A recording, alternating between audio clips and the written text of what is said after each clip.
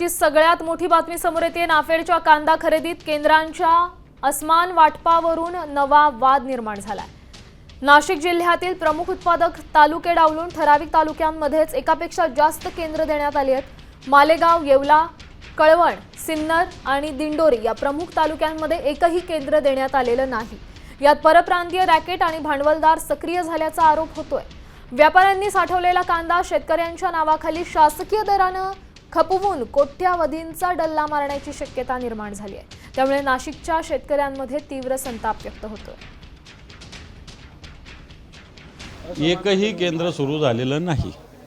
Declare झालेले असेल 16। महाराष्ट्रात जवळपास आता 12-14 जिल्हे कांदा उत्पादन करतात आणि एका जिल्ह्यात एकच केंद्र होऊन काम होत नाही। आता नाही तर मग ते वाहतुकीला शेतकऱ्यांना मला असं वाटतं महाग पडेल। म्हणून जिथं जिथं कांद्याचं मार्केट आहे तिथे नाफेडने स्वतः यावं, स्वतः खरेदी करावी ही शेतकऱ्यांची मागणी आहे। परंतु सरकार हे करत नाही। सरकारला कांदा उत्पादक शेतकऱ्यांचा कांदाच घ्यायचा नाही, बेसिक तो कमीत कमी यावा असं सरकारची अपेक्षा। पहिली गोष्ट अजून 1 क्विंटल सुद्धा खरेदी केलेली नाही। म्हणून त्याचा जबाब निश्चित आंदोलनाच्या माध्यमातून आम्ही मागू।